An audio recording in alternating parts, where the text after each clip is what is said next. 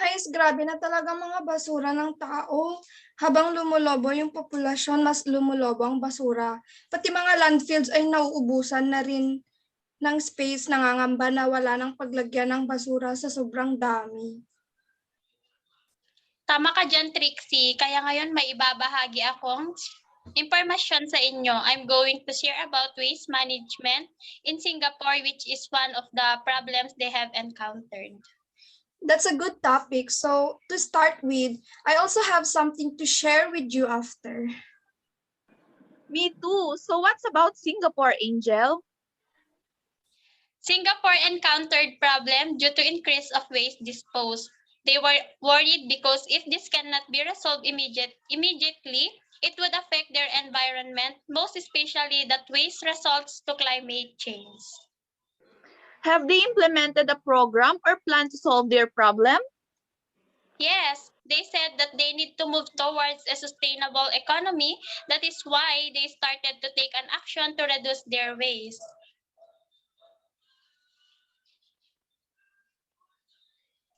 What are the action they did in reducing their waste then? Actually, there's a lot. I know it would be a big help also to us since one of the problem we are experiencing here in our country is poor waste management. So I think we can relate to them. That's nice, Angel. Keep going. You know what? There's one doctor named Core outlined a new regulatory framework as part of the Resource Sustainability Bill targeting electronic waste, packaging waste, and food waste. He came up with this to at least decrease the amount of waste in their country. For electronic waste, the items includes batteries, phones, computers, lamps, large appliances, and solar panels, covering about 90% of consumer e-waste in Singapore. The producers are responsible for the collections of these electronic products. Instead of throwing it everywhere, what they do is collect and recycle them to make it a new one. Wow, that's a good idea, huh? Turning old phone into a new one. That's impressive. Yes, you know what? Closing the packaging loop of any products is effective to them because it has reduced packaging waste by 54,000 tons and saved $130 million in packaging material costs. On the year 2021, they started a mandatory for large food waste generator to segregate and treat their food waste. This is also a great way in reducing waste, isn't it? Yeah, it is also a great way to discipline them when it comes to consuming food. Absolutely. They also came up with new labels for recycle bin. Its purpose is to improve household recycling and reduce contamination in the blue recycling bin so that it can still be used for recycling. But you know what, girls? They have said that it's not effective. New labels for recycle bin was a great way. How come that it was not effective after all? Yeah, how come? It's because even when Singaporeans make use of those big blue recycling bins situated in their housing areas, they tend to chuck in things that do not belong, such as good waste or containers that are still dirty from food, which end up contaminating the whole bin, which it is not supposed to be. Because if the contents of the bin are contaminated, everything ends up of semakaw instead of being recycled. So you mean the bin shouldn't be contaminated so that its content is still can be recycled? Yes, because that's the purpose of their project. It has been also reported that 40% of recyclables ultimately get sent to the incinerator because of such contamination. What did they do then? How did they handle that problem? Mr. Tan said that the first step to solve this problem is to initiate stronger education and awareness campaign. So every individual there in Singapore could gain knowledge on how to address their problem. That's nice because Singaporean would build an idea which is good for them in helping each other. You're You're right, sis. So their first solution is to reduce the amount of waste that ends up to Semacao. Since Semacao is a place where those trash keeps on growing and expanding, they have said that one way to deal with the trash problem is to generate less trash. So what would happen next? They would do Green Nudge, which works with the organizer of public events to reduce the amount of waste they generate.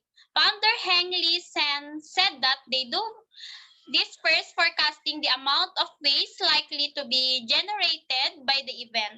Mr. Heng said that it is a way that try to judge events to greener. You know what, girls? Their project is successful because the Singapore Environmental Council awarded with the Eco Event certification. Wow, Singaporean people are really amazing, you know? Their second solution is reusing the Semacao's ash. What is all about this solution?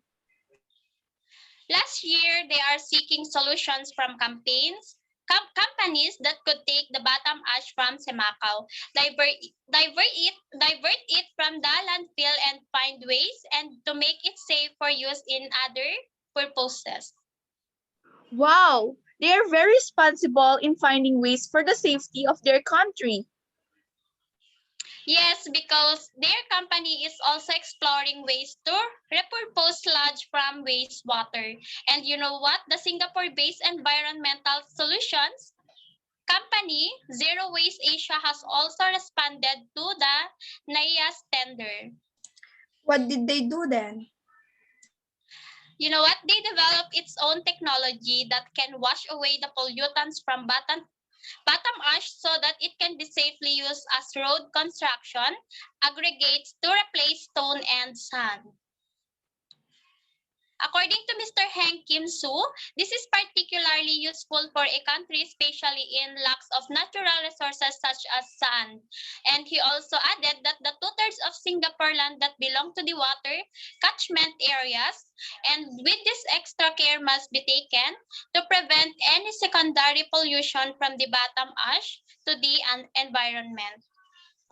That's great. Mr. Su has a great idea in concern to this problem. Exactly, because he also said that the treated bottom ash could also be used to make tiles for pavements, building facades, or even in land reclamation.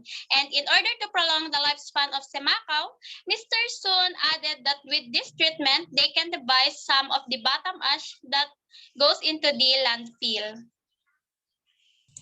So that's how they solve their problems, huh? What a bright idea. True, no wonder they are one of the successful country because they would immediately address their problems. Pero alam nyo, nakaka-amaze talaga sa Japan. I am amazed kung paano kadisiplina mga tao dun. Alam nyo ba, may kwento ko sa inyo. Galing ito sa nabasa kong articles tungkol sa waste management ng Japan. Di ba alam naman natin na Japan is home of modern technologies? They are the first country to understand the true power of technology and has embraced its benefits. Japan suffered from waste problem due to modernization. At dahil nga sa rapid urbanization and economy development ng bansang Japan ay patuloy rin ang pag-rise ng basura nila. 35 million tons of waste is increased in 20 years. Kasama na rito ang basura galing sa construction dahil nga sa pagbuo ng mga bahay-bahay at mga buildings. At kasama rin rito ang manufacturing waste na galing naman sa factory. At hindi lang basura ang dala ng factory. This includes the pollution that seriously damaged the public health and environment. The urban setting also lead to high consumption at ang ibig sabihin lang nito ay pag mataas ang consumption, syempre tataas din ang waste. Sa Japan, almost 70% of waste comes from households. But in year 2005, the overall garbage generation have been reduced gradually dahil sa pinatupad nilang recycling laws in the late 20th century. But the remaining capacity of landfill was shortened. Ha? Di ba nabawasan naman yung overall garbage generation nila? Bakit shortened pa rin yung landfill nila? Ang Japan kasi ay nag-incinerated rin ng basura. Isa ito sa naging method nila para mabawasan ang kanilang basura. So yung abo na galing sa nasunog na basura ay naiiwan sa landfill together with the non-incinerated waste na siyang nag-fill ng space sa landfill. Imagine almost 70% ang waste ng Japan ang sinusunog. Kaya talaga madaming abo ang maiiwan. And one more thing, Japan uses more than 3 plastic packaging on one item. Therefore, they consume lots of plastic packaging waste. And we all know naman na plastic waste ay incinerated items. This is also part of Japanese sense of hygiene, as people are generally averse to touching their foods. Japan is considered to be the greenest, cleanest, and most beautiful country in the world.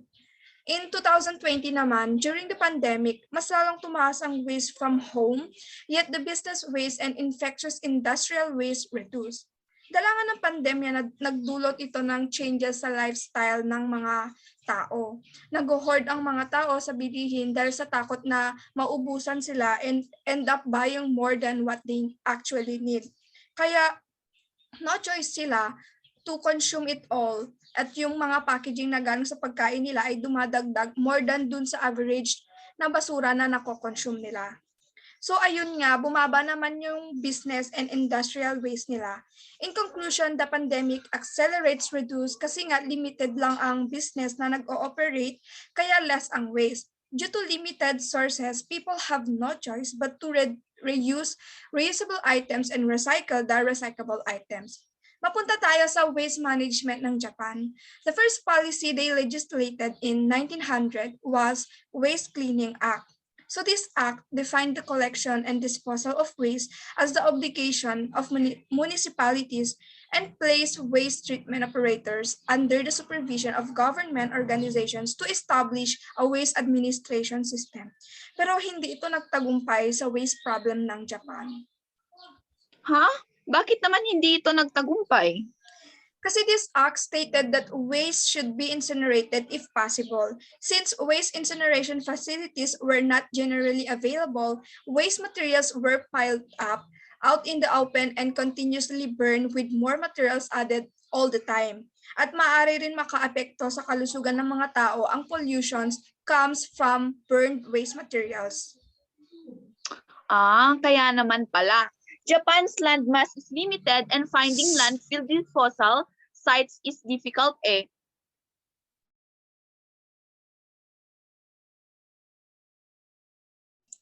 Oo, tama ka dyan. Next is establishment of a sound material cycle society that aims to reduce consumption and recycle waste based on 3R, the reduce, reuse, recycle. And in order to move away from current economic system based on mass production, mass consumption, and mass disposal. Ano ba yung Sound Material Cycle Society? Ang sound material cycle system means a society in which the consumption of natural resources will be conserved and the environmental load will be reduced. Reduction in natural resource consumption will lead to reduction in environmental impact. Okay, gets ko na. So ayun na nga, aside from enacting policies, Japan uses technology on waste management. Kasi diba Japan is home of advanced technology. So they use various equipment for transporting waste to domestic and overseas stations. The garbage trucks in Japan are often lighter to increase the load capacity.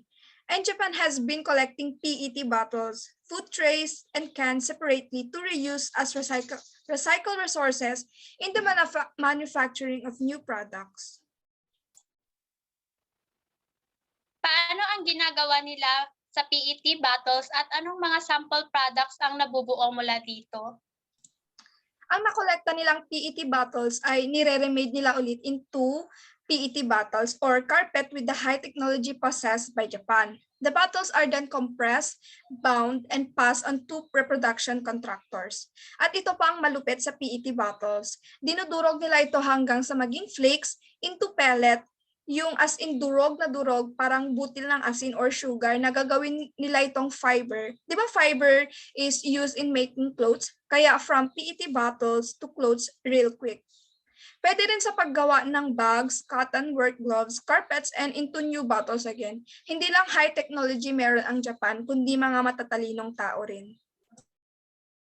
Grabe, ang galing. Parang di ko ma-imagine na with the use of PET bottles ay pwedeng mag-produce ng clothes.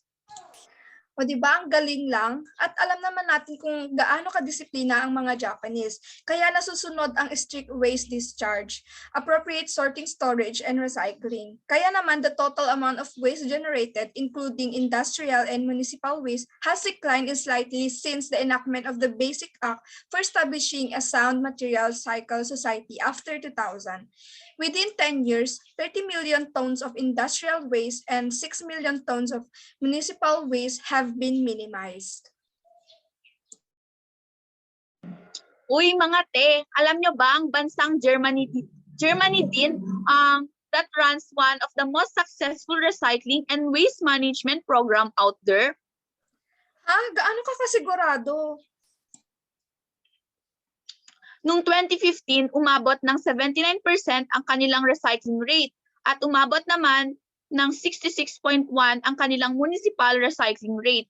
According to preliminary data published by Germany's Federal Statistic Office, the country's total waste volume was 402.2 million metric tons in 2015. Of that, 317.7 million metric tons were recycled. Total waste includes waste generated by the construction industry, production facilities, and municipalities. Kaya ayun, nagsimula mag-grow ang kanilang program, kaya ito nagtuloy-tuloy. They have also successfully transitioned a large portion of their electricity consumption to renewable energy. Wait lang. Wait, ano ang pagkakaiba ng electricity consumption sa renewable energy? Ang electric consumption is the form of energy that uses electric energy. It is the actual demand made on electricity supply, while renewable energy is an energy form sources that are natural replenished on human time scale. At alam nyo ba, ang bansang Germany din ay may iba't ibang sources ng renewable energy. Ano naman ang mga ito? Ito ay ang solar, wind, biomass, hydro, at ang wind naman ang nagpo-produce ng greatest amount sa kanilang lahat. So why are Germany's waste management and renewable energy programs successful? Germany's waste management is successful because they focus on two things: strong government policy and citizens have a unity and embracing the benefit of recycling. What are those waste management policies? So the government of Germany implemented rules in regarding to waste management. First is packaging ordinance. It is stated in the year 1991 wherein manufacturers are required to be responsible in recycling the packaging of their product after the consumer was finished using it. Second, Closed Substance Cycles and Waste Management Act. This established in the year 1996. This act applies to anyone that produces, market, or consume goods that leads to make them responsible in recycling, reuse, or environmentally dispose the materials. In this act, they focus on three strategies, which are the waste avoidance, waste recovery, and environmentally compatible disposal. At ang pangatlo naman ay ang the green dot. It is placed on the outside of the packaging, indicating it must be accepted by recyclers. So ayun, nakadepende naman ito sa packaging ng kanilang produkto at nagbabayad din sila sa DSD, and then they given permission to place the green dot on their packaging. So yung tatlong policies na nabanggit ko, they have greatly assisted Germany hindi lang sa pag-increase ng recycling rate, kundi pati na din sa pag-build ng culture of recycling sa mga tao doon. What's all about the Germany's recycling culture? So ayun nga, di ba pinatupad na yung 3 policies sa Germany? Kaya meron silang iba't ibang klase ng recycle bins, requiring each citizen to do sorting themselves. There are 6 different bins: black for general waste, blue for paper, yellow for plastic, white for clear glass, green for colored glass, and brown for composting. Bakit nakaugalian na nila itong gawin? Kasi by pre-sorting their recycling, the German government saves a significant amount of money and also reduces the amount of contamination that can potentially ruin entire batches of recycled materials. This process of sorting certainly didn't happen overnight, but with time, it became a habit for German residents and, in fact, a matter of pride. Is recycling mandatory in Germany? Yes, they have the obligation to follow rules, and if not, they may receive a fine. Waste problem is everywhere talaga, no? Maging sa mga world-class and known country, di ito may iwasan. Well, the more that a country has a high economic development, they are the one with this waste problem dahil sa dami ng consumers nila, talagang tataas ang waste generation nila. True mga sis, ba't kaya nga sila kilalang world-class dahil mabilis nila maagapan ang mga crisis tulad nito. At the end of the day, they still manage this waste problem. Sana nga ma-adapt din ito ng mga maliliit na bansa to ease the world problem in waste and also to preserve our natures. Uy, meron pala tayong meeting. Ay ala, oo pala. Sige din, mag-left na tayo dito tapos mag-join na tayo dun. Bye! Bye! Uy, alam niyo ba, may kikwento ako sa inyo tungkol sa health, tungkol sa regarding sa health ng Japan, about their health. Because Japan came up this program that promote healthy lifestyle to them, especially to the elementary kids ba yun or high school? Yeah, elementary kids. Nag-trending to sa social media several years because of this program. Naging successful yung Japan. I mean yung healthy lifestyle ng kids sa Japan. Really? That's great. Yeah, true. Mo nabasa ko sa articles, the program only started in 1923 and it was revived in 1946, and after 5 years, the whole country had this program until now. What kind of program is that? It's called Japan School Lunch Program.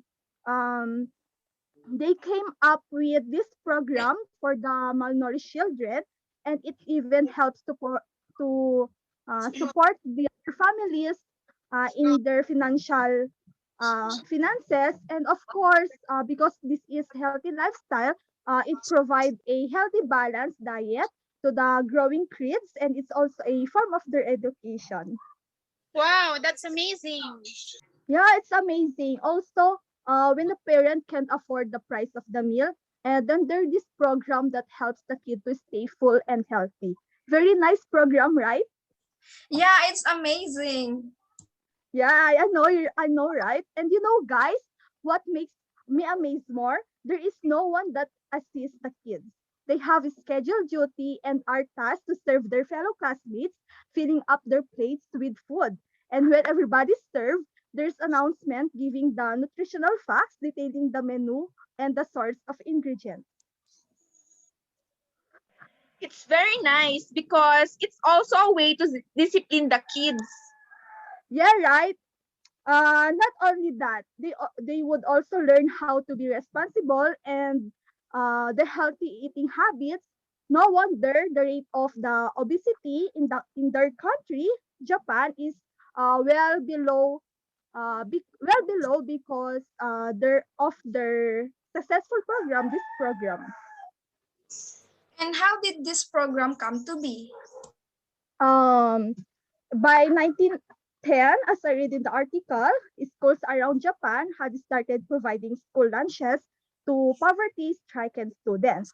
As the Meiji period started and the government sought to restore and reform Japan, all the people were deeply affected, especially children who suffered from malnourishment. Gradually, the government started getting involved with the Ministry of Education, actively encouraging implementations of school lunches. Wala na ko matagurito. And Yamagata prefectures to Shuru. What city? Shuruka. What city was Shuruka City? Some Buddhist monks took it upon themselves to provide poor students with free nutritious meals at elementary school. And during World War One, thousands of malnourished children occurred, but the government took a big step to provide school lunches, which improved rapidly. But you know what? It then stopped. Why? It was because there's World War II happened again. And the number and health conditions of malnourished children was unspeakable that time. But the international aid, including the Allied Forces and UNICEF, helped them by donating foods. That's why they developed this program to support the children. Is this program is still effective and improving? Yes, now it's no longer just a food program. It's also a vital part of children's education, as I said a while ago. And students are taught proper table manners, um, health and nutrition education, food preparation, food hygiene, respect, and appreciation, and more. And the program also provide new jobs for school nutritionists that take charge of menu and nutrition planning, cooks who work at the school, as well as catering companies who deliver school lunches to some schools. Wow, that's really amazing because that program brings the children and others so much benefits. The children will also learn to appreciate and value what they have given to them. Precisely. What type of foods they provide to the students? Actually, there's a lot. Their meal consists of rice, uh, main dish where are the rice and main dish, of course, which meat, fish or tofu, including vegetable dish and milk and fruit. Wow, they are very lucky to have those healthy foods. I'm sure all students in Japan are very healthy until now. Of course, that's the purpose of their program, which is to make the children healthy. I'm wondering, what does it feel to have the same program here in the Philippines? Who knows? Maybe one day we will going to experience that too. We hope so. I wish the children here in the Philippines will also be healthy like children in Japan. Japan has healthy lifestyle. Unlike in the country of America, the rate of obesity there is well high due to poor diet. Why? What happened to their lifestyle? It is because they are too much obsessed with fast food. Their consumption of processed food is too much. Really? How did they become obsessed with fast food? Because they found fast food a convenient and affordable for them. That is why they keep on choosing that as their everyday meal. Huh? I thought American people are too careful when it comes to their health. That's what I have thought too. Me too. According to the article I've read, they keep on choosing fast food because it is also less time consuming for them.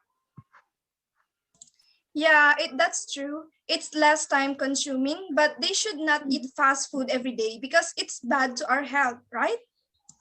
Yeah, you're right. Mostly the students there, especially lunchtime, fast food is the best option for them. That's the common, just like here in the Philippines. When there was still face-to-face, some students go to fast food during lunch break. Yeah, you're right. But some Filipino students love to eat at Carinderia, which is more better because that's a lot of healthy foods from, and also it's more affordable than fast food. That's true. In America, it has been reported that 53% of college students eat fast food daily, and 50% of students reported eating at least 3 fast food meals per week. That's too bad because the more fast food we consume, the more we develop any diseases. You're right, Zoe. American people should know the proper eating habits, so the rate of obesity there will go down as soon as possible. I think that's impossible to happen. Why? How can you say so? According to the article I've read, there are many factors that contribute to America's obsession with fast food. Due to those factors, fast food in America has been on a steady increase for years and will not slow down anytime soon. I hope one day it will decrease the rate of obesity there. Really? What are the contributing factors why they are very obvious with the fast food? I should say obsessed with the fast food. Actually, there's a lot. First, they have said that fast food is extremely easy to obtain because they can just eat it anywhere. Second, the price of fast food there is very cheap. And third is getting a meal from fast food is just quick. Unlike when you cook for your meal, it takes you longer to prepare it. And the final reason why fast food is very popular in America is because it only takes you a little minute to receive your order. That's reasonable, but still, they should be responsible with their health because that's what matters the most. Yeah, but American people have choose healthy foods. That is why they would still turn to fast food despite its negative health. They believe fast food is the quickest and affordable option for their meal. Mm-mm. Most especially to McDonald's, I'm sure you're very familiar with this fast food chain. Of course, why? McDonald's are using IG marketing ads to target young consumers worldwide. I guess they do that in order to get the attention of young consumers to try their food, which may lead to health complications eventually. You're right. They focus on IG because it is one of the most popular social media platforms among adolescents and young adults. That marketing ads makes harder for adults and children to make healthy food choices for them. That's why every individual must be knowledgeable enough in terms of choosing what food is good for them. Not because it looks yummy, they would immediately buy it. True, fast food companies should produce food that is delicious and it must be healthy as well. Most especially this generation, most fast food is high in sugar, salt, saturated fat, trans fat, processed ingredient, and calories which are health threatening in our health. Yeah, people are obsessed with its taste. That's why they always eating it. Precisely, they love the taste of those kind of foods without knowing it may impact your blood sugar and blood pressure, increases inflammation, and it could lead to issues with digestion, immunity, inflammation, heart health, obesity, and many more. Young consumers must be aware on what's the effect of eating these foods, not because it looks good, it is pleasing and mouth-watering on what's in marketing ads. They will immediately gonna try it out until the day by day, it will become an obsession. Which is already happening to today's generation. They are already obsessed with fast food. Yeah, I hope one day fast food companies will come up with a plan in producing foods that is not only delicious, but also a healthy one, so everyone will promote healthy well-being. We are hoping that too. So, April and Kim, what have you learned from this topic you have shared to us? Yeah, guys, I've learned that we must uh, prioritize our health. Of course, it's okay to eat whatever unhealthy foods, but we must make sure that there's limitation. We must be responsible enough to take care of our health because it was matters the most. One important thing that I've learned the most is that we shouldn't let our health be ruined with unhealthy foods. We must keep in our mind that only our health is our investment. That is why it's essential to take care of it in order for us to promote longer life. Wow, that's great. Yeah, it's really great. Yung ano nyo ba, mamaya, sila Eza, pati si Daphne, pati si And Justin, Justin, and Justin. Yeah. Oo, may kikwento sila mamaya sa atin tungkol daw sa education, mamaya. Oh. wow. Let's hear it. Yeah, let's hear it. For sure, may matutunan na naman tayo. Yeah, you're right. Education is a certain fundamental aspect to try to feed upon as the human race. Without it, we would not exist. We would not be here where we are today. Humans thrive on advancement, developing more skills to achieve a certain self-reliance. We like to gain knowledge as we go. Learning, adapting, and taking what we've learned, applying it to create and modify. Grabe talaga ang education system sa Finland, no? Disiplinado, walang competition, but most importantly, edukado talagang mga tao dahil makikita mong mas importante sa kanila ang cooperation ng isa't isa.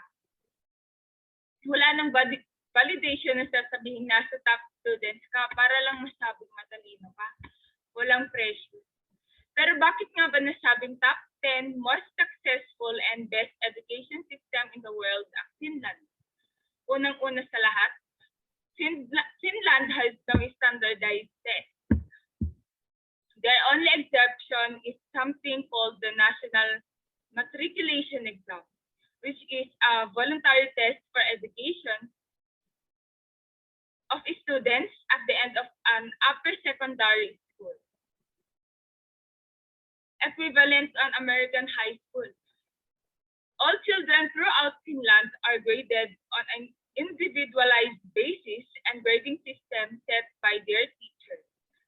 Tracking overall progress is done by the Ministry of Education, which samples groups across different ranges of. Pangalawa, accountability for teachers is not required. According to Pasi Salvage, there is no word for accountability in Finnish. Accountability is something that is left when responsibility has been subtracted. Meaning, all teachers are required to have a master's degree before entering the profession. Teaching programs are the most rigorous and selective professional schools in the entire country. If a teacher isn't performing well, it's the individual's principal responsibility to do something about it. The concept of the pupil-teacher dynamic that was once the master to apprentice cannot be distilled down to a few bureaucratic checks and standardized testing measures. It needs to be dealt with on an individual basis. Pangatlo, cooperation, not competition. Finland's educational system doesn't worry about artificial or arbitrary merit-based systems. There are no lists of top-performing schools or teachers. It's not an environment of competition. Instead, cooperation is the best norm. At ang pang-apat, make the basics a priority. Many school systems are so concerned with increasing test scores and comprehension in math and science. They tend to forget what constitutes a happy, harmonious, and healthy student and learning environment. Many years ago, the Finnish school system was in need of some serious reform. The program that Finland put together focused on returning back to the basics. It wasn't about dominating with excellent marks or upping the ante. Instead, they looked to make the school environment a more equitable place. Since the 1980s, Finnish educators have focus on making these basics a priority. Education should be an instrument to balance out social inequality.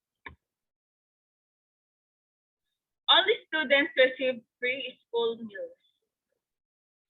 Ease of access to health care, psychological counseling, individualized guidance, beginning with the individual in a collective environment of equality is Finland's way. Number 5, starting school at an older age. Students start school when they are 7 years old. They are given free rein in developing childhood years to not be chained to compulsory education. It's simply just way to let be a kid be a kid. There are only 9 years of compulsory school that finished children are required to attend. Everything past the 9th grade or at the age of 16 is optional. Just from a psychological standpoint, this is a freeing ideal, although it may anecdotal, many students really feel like they're stuck in a prison. Finland alleviates this forced ideal and instead opts to prepare its children for the real world. Number 6, providing professional options past a traditional college degree. Children are stuck in the K-12 circuit jumping from teacher to teacher. Each grade a preparation for the next, all ending in the grand culmination of college, which then prepares you for the next grand thing on the conveyor belt. Many students then need to go to college and get a worthless degree or flounder about trying to find purpose and incur massive debt. Finland solved this dilemma by offering options that are equally advantageous for the student continuing their education. There is a lesser focused dichotomy of college educated versus trade school or working class. Both can be equally professional and fulfilling for a career. In Finland, there is a upper secondary school which is 3-year program that prepares students for the matriculation. Test that determines their acceptance into a university. This is usually based off specialties they acquired during their time in high school. Next, there is vocational education, which is a 3-year program that trains students for various careers. They have the option to take the matriculation test if they want to, then apply to university. Number 7, since wake up later for less strenuous school days. Waking up early, catching a bus or ride, participating in morning and after extracurriculars are huge time sinks for students. Add to the fact that some classes start were from 6 a.m. to 8 a.m. and you've got sleepy, uninspired adolescents on your hands.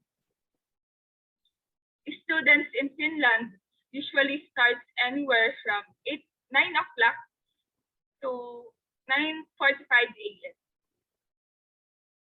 Research has shown that early start times are detrimental to students' well-being, health, and maturation.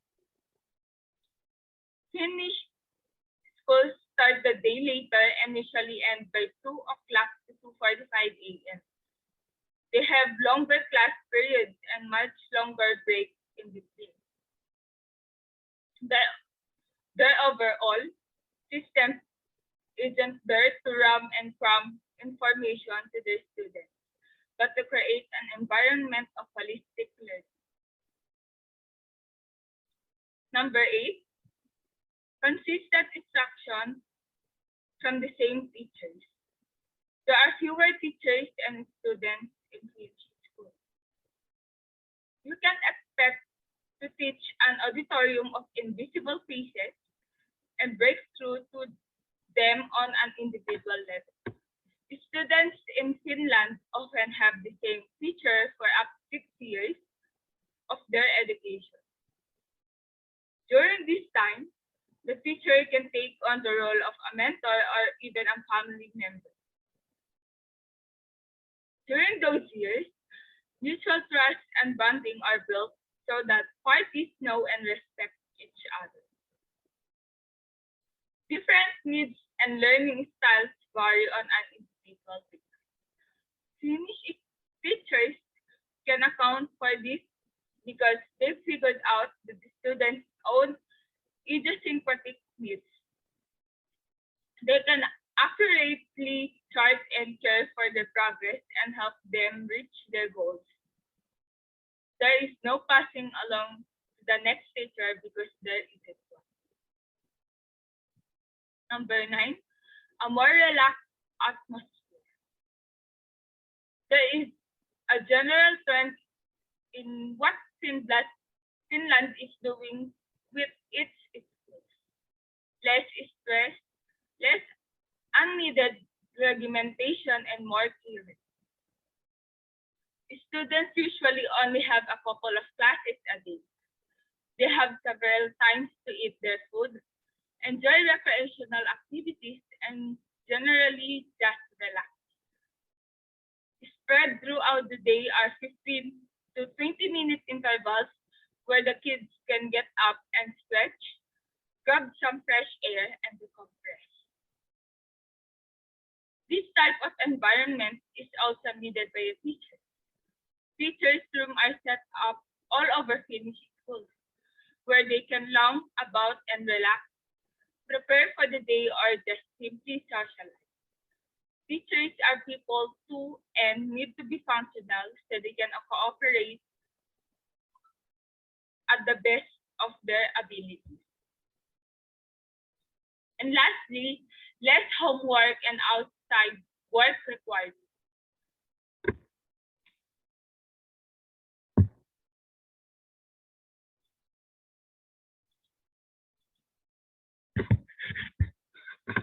Students in Finland have the least amount of outside work and homework than any other students in the world. They spend only half an hour a night working on stuff from school. Finnish students also don't have tutors, yet they are outperforming cultures that have toxic school-to-life balances without the unneeded or unnecessary. Finnish students are getting everything they need to get done in school without the added pressures that come with excelling at a subject. Without having to worry about grades and busy work, they are able to focus on the true task at hand, learning and growing as a human. Besides from being one of the rich countries in the world, the best place ang Finland when it comes to education system. Maaari mo din bang ipahayag sa kanila kung ano naman ang meron sa South Korea na wala sa education system ng Finland? So today, I'm going to talk to you about the education system of South Korea. South Korean education ranks high. South Korean education is one of the strongest in the world, but it is also one of the most difficult. So first, let's talk about why South Korea has the most difficult system in education. Education is a serious matter for South Korea. They must meet the high standards, resulting to high pressure to the students. South Korea is often described as very stressful, authoritarian, brutally competitive, and meritocratic. It emphasizes high pressure and high performance. So, okay, let's move on. Why is that South Korea has the best education system? The country is famous for the intensity of its education system. Students move through school with a sense of purpose because they are highly motivated toward high achievement.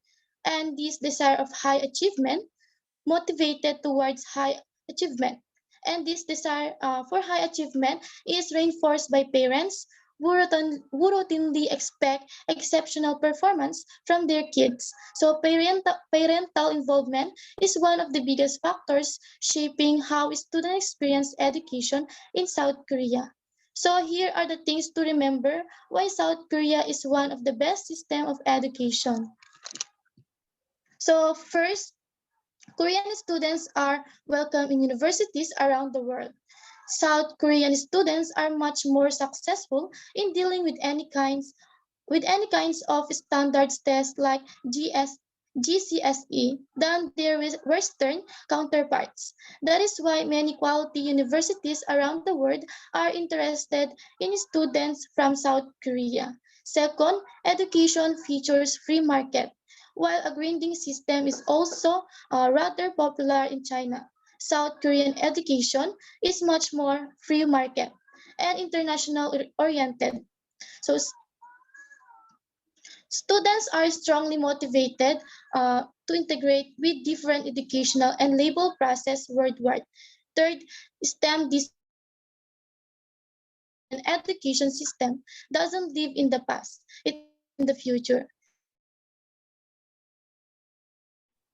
Technology, robotics, robotics, and similar disciplines than students in any other country around the globe.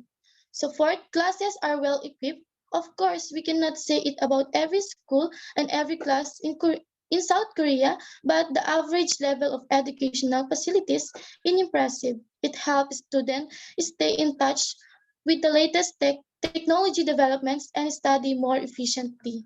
And lastly, the system evolves. While the earlier South Korean system was fully focused on rating and standard test result. Now the curriculum includes classes featuring emotional intelligence, rules of well-being, and psychological hygiene. So these are the evidence why South Korea is one of the best system for education. So that will be all. Thank you. So, ano naman kaya ang advantages at disadvantages ang maibibigay ni AJ sa dalawang bansa na may magkaibang education system? Although both of Finland and South Korea are both successful in education measured by PISA, there are advantages and disadvantages between them. For the Finland, the advantages are first, condensed and high quality education. Primal education in Finland lasts 9 years, begins with joining to school when kids are 7 years old and they finish school when they are 16. During the first 6 years of education, the students receive the information of all their subjects by only one teacher. And in their last 3 years, there is a teacher for each subject. Each teacher specializes in his or her area. Second, equity. One of the most important laws of Finnish education.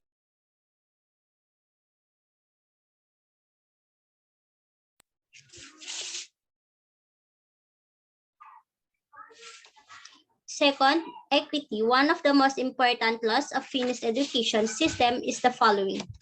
Schools cannot select their students. They are the one who decides to join the closest school to their neighborhood or change to another establishment.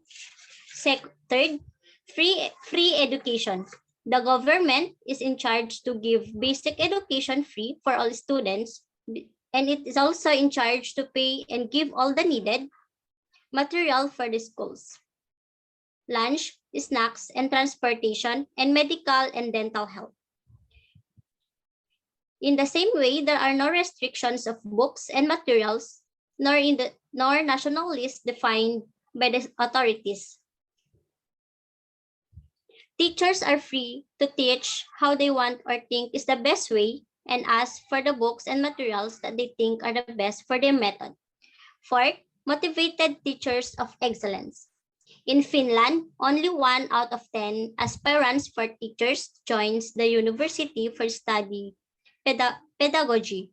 The reason for this is that if they want to become a teacher, they have accomplished with number of requirements, tests, abilities, and competence to become a docent. Also, who practices pedagogy has to have at least one master or the magister. Fourth, attention to the students. Another important point inside Finnish education is the attention to the students' needs. A basic value is no one is left behind.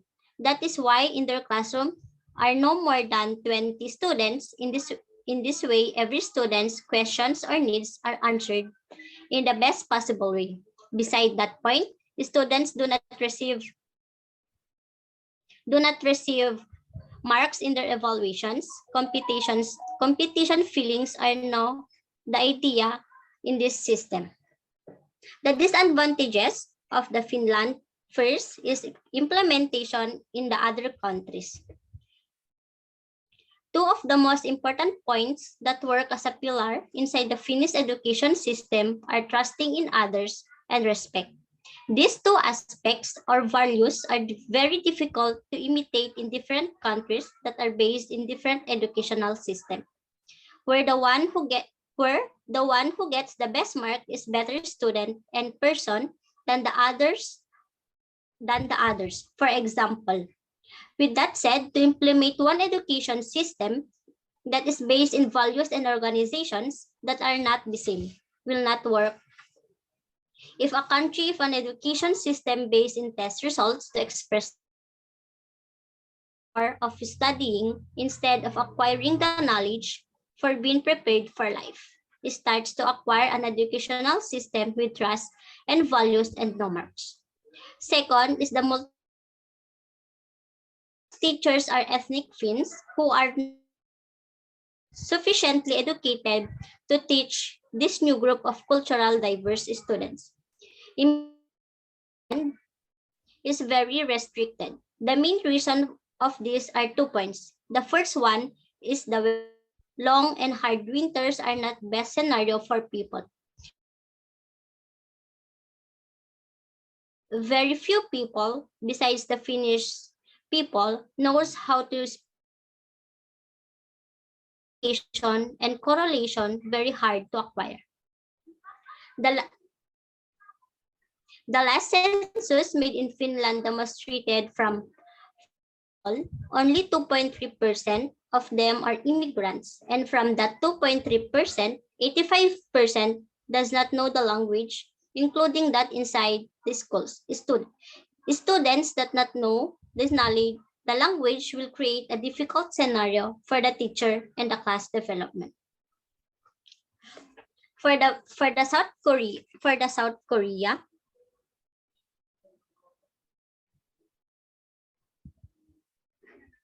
the advantages are first, affordable tuition fees and cost of living. South Korea has affordable tuition fees. Since their government places a high value on education, they provide a cheaper educational fees open to local and international students. South Korea can get a high quality of education without costing a lot. Second, group work is highly valued. Many activities, projects, and other works are done in group during semester rather than individually. By having these kinds of activities with other students, collaboration and teamwork are developed. Third advantage is flexibility of classes. The student can sit in class that they haven't officially joined. If the students like the course, they ask for the permission from the professor and join it. This arrangement in South Korea, university and colleges, allows students to explore other subjects that interest them. Fourth is the educational system evolves. As the South Korea continues to move with modernization and innovations, its educational system also developed. They considered one of the most innovations globally as it has modernized technologies and services. South Korea University are built with latest equipment and facilities to give quality education to the students. For the disadvantages, first is difficulty in class registration. Students often find it hard to register for classes they want because they prioritize having more native Korean students in class rather than international students. For the second disadvantages is lecture oriented. The teachers don't interact much with the students on a personal level, and the students are expected to learn everything based on such lecture and text. As a result, they end up having a lot of work to do, which is involved memorizing text. This kind of education leads to a lot of mental stress to the students because there is no larger focus on memorizing stuffs rather than nurturing and boosting the students' creativity.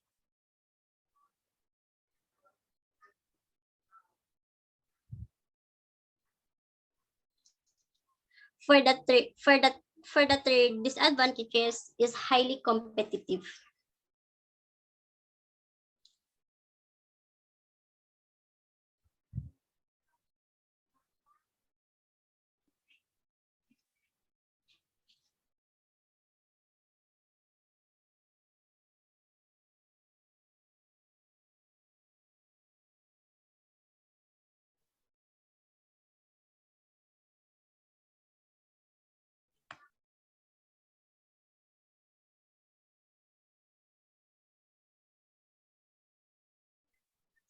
That's all for the advantages and disadvantages of the both countries for educational system.